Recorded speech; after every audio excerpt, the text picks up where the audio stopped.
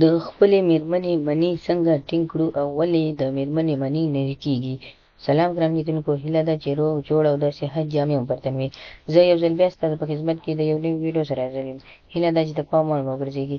تر هر څه دمخه باید یادونه وکړم، که زموږ چینل مو نه وي سبسکرایب کړی نو زموږ چینل سبسکرایب کړئ، په خوا کې ورسره د بغلي نشان ووهئ.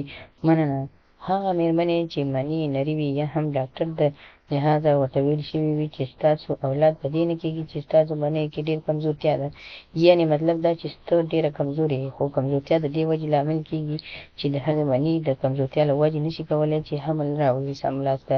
نو که غواړئ چې د مېرمنې مني ټینګ کړئ او حمل ځای ته راشي، نو تاسو کولی شئ دغه نسخه استعمال کړئ او مېرمنه باندې یې وخورئ.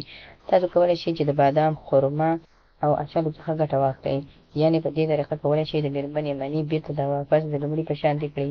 د مني نري کېدو لامل خو دا وي چې کله انسان په ځوانۍ کې وي، که هغه نر وي که ښځه وي، نو اکثره داسې غلط کارونه ترې کېږي، بیا کولی نه شي چې خپل مني سالمه وساتي، یعنې د ورانو کارونو له وجې کولی شي مېرمن یا هم هلک چې وي خپل مني له لاسه ورکړي.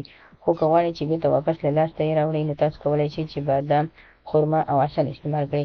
د بادامو میده کول، د خرما میده کول د دې لامل کېږي چې تاسو خپل ژوند لاسته راوړئ، یعنې هر کله چې تاسو غواړئ دغه نسخه استعمال کړئ، نو باید په دې طریقه یې جوړه کړئ. لومړی به تاسو تر 2 عدده پورې بادام واخلئ او دا به سپین کړئ، میده میده به یې کړئ، په جوسر کې به یې واچوئ. له هغه وروسته به تاسو خرما یا کجورې هم واچوئ.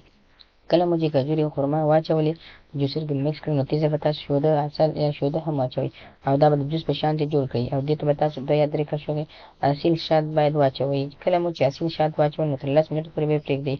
هر سهار به تاسو خپلې مېرمنې ته 1 ګیلاس جوس دغه څخه جوړوئ او بیا به په نهار یې ورکوئ. بیا وګورئ چې ستاسو د مېرمنې حمل څومره زر اخیستل کېږي او مېرمن مو څومره قوي کېږي. دې سره کولی شي چې هم نري استفاده ترې وکړي او هم ښځه ترې استفاده وکړي.